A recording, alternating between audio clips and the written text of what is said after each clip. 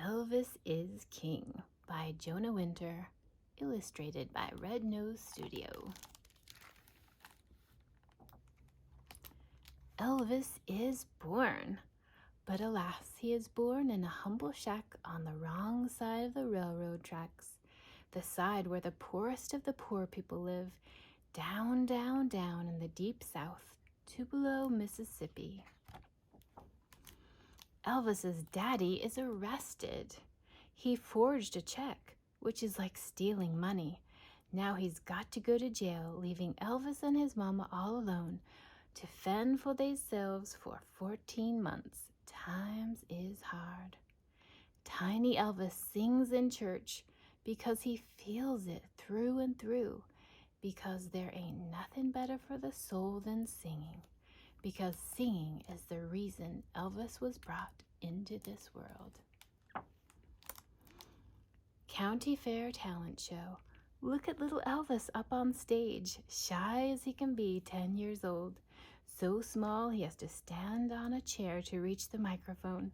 But when he opens his mouth to sing a tearjerker song about a dog that dies, everybody listens to every word. When he is done, clapping and hooting, Elvis is loved. What a feeling that is. 5th prize. Hardware store guitar. There it is, hanging from a strap behind the counter. With pennies she saved, Mama buys her 11-year-old birthday boy the most important gift he will ever receive. It will be the key to his salvation. Elvis sings in school, and he plays his little guitar too, all the time. Sure, it gets him in trouble, but that's nothing compared to the joy it brings him. The moment in the African American church. From the dusty road, little Elvis hears some gospel singing, goes to peek in the window, and good gracious mercy, he ain't never heard nothing that sweet before. The first cheeseburger ever eaten by Elvis. It is the first of many cheeseburgers Elvis will eat, bought with pennies his mama has saved at the diner in tiny downtown Tupelo, where everybody stares 'cause mama ain't wearing no shoes. Snicker, snicker, snicker. Exit from Tupelo.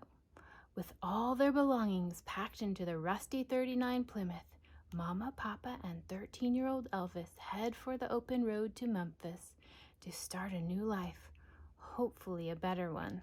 But on their first night there, without enough money to buy even 3 cheeseburgers, they dine on peanut butter and banana sandwiches in the car, which is also where they spend the night.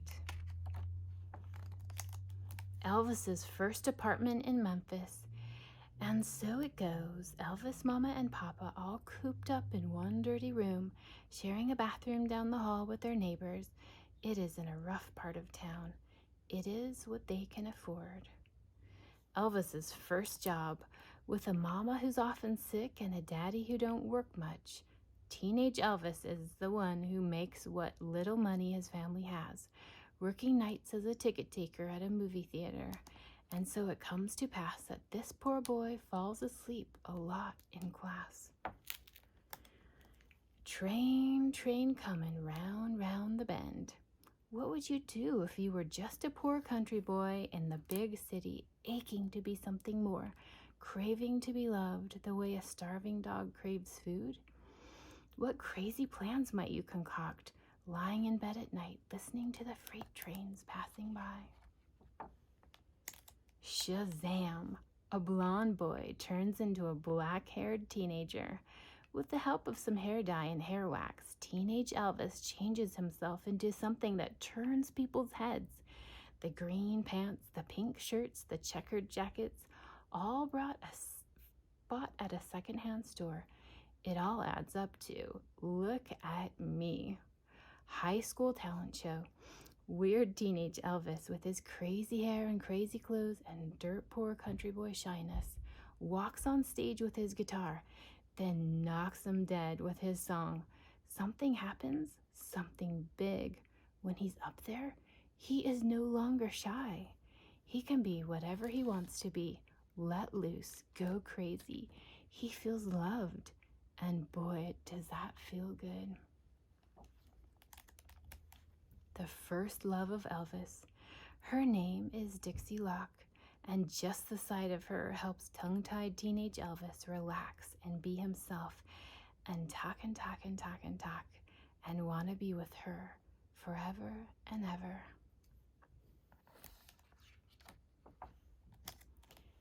Beale Street Blues. Recent high school graduate Elvis strolling in and strolling out of every music club he passes, listening to the blues, feeling the blues, getting ideas for some blues he'd like to sing. Elvis publicly declares his mission in life. Driving down the street, he screeches to a halt, jumps out of the car, and yells, "I'm gonna be the biggest star in the world."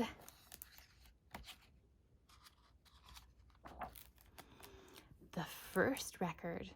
As a present for his mama, perfect son Elvis goes downtown to a place called Sun Studios, where you can record yourself singing. It also makes real records of big-time singers, and sly Elvis knows this. The owner asks him who he sounds like. "I don't sound like nobody," he says, then pays her $3.98 to record a song called My Happiness. This is the first song recorded by Elvis, though no one hears it but a couple of people. The call from the record company. When tired Elvis gets home from his day job driving a truck, his mama tells him he got a call on the neighbor's phone because they can't afford one. It was from Sun Records. They want Elvis to make a real record that would be for sale. Overjoyed, Elvis jumps up and down and walks on the ceiling and then flies. Elvis tries to make a real record, but he's just sitting in his chair, not moving, not excited, no feeling in his voice. The recording guy just shakes his head. Elvis tries to make a real record, take 2. So Elvis and the other musicians are goofing around during a break, having fun with a popular blues song called That's All Right. Elvis is standing up now and shaking his hips and doing these crazy moves with his knees and making his voice all wobbly. The recording guy perks up. Let's record that. First Elvis song ever is played on the radio. But Elvis is nowhere to be seen. He's hiding out in a movie theater. He's scared. What if people hate his song? What if it's a flop? First Elvis song ever is played on the radio, take 2. Meanwhile, while Elvis is hiding in the dark, teenagers are calling the radio station like crazy. 5,000 requests for That's All Right. The song is played 15 times in one night. People are losing their minds over some person named Elvis. Something big is happening here. The first time the world gets to see the brand new Elvis. It's just a couple weeks later. He's so nervous he can't stop shaking. Even when he walks on stage, even when he starts to sing, but that shaking starts an avalanche of screaming in a good way. And so it begins. Brand new Elvis now knows what to do on stage, and he will never forget. It is a thing to behold. The 147th cheeseburger eaten by Elvis. Boy, does that taste good. Big and juicy, ketchup and mustard oozing out of it. And the best spice of all, success. Girls come up to him, batting their starstruck eyes, itching to get up close. The first heartbreak of Elvis. Good-looking heartthrob Elvis, surrounded by girls, traveling around, is drifting apart from his one true love, his little darling Dixie Locke. And then it is over. He will never love like that again. Lovelorn Elvis is a heartbroken mess. Now he's got something to sing about. It is a blessing in disguise. Heartbreak Hotel. Unknown, Outside of Memphis, Elvis records a song about a sad hotel that rises to #1 on the pop charts. #1! All over America, people buy his record. Elvis is rich. Elvis is loved. But the words to his song are, "I'm so lonely, I get so lonely, I could die." Arrival of the screaming teenage girls. Something about the way he swivels his hips and wiggles his knees and curls his upper lip and shakes his voice and seems to be in love with each and every person in the audience drives the girls out of their minds. They ain't never seen nothing like this before. No one has. Was it this crazy music anyway? Is it country? What is this crazy music anyway? Is it country music? Sort of, but it's got too much of a beat. Is it rhythm and blues? Yep, a little bit. It's blues. It's the music Elvis heard in the African American church. It's black music sung by a Southern white man. It's more than the sum of its parts. It's rebellious and exciting and something teenagers dig. It's rock and roll, baby. And Elvis is its king, the biggest star the world has ever known.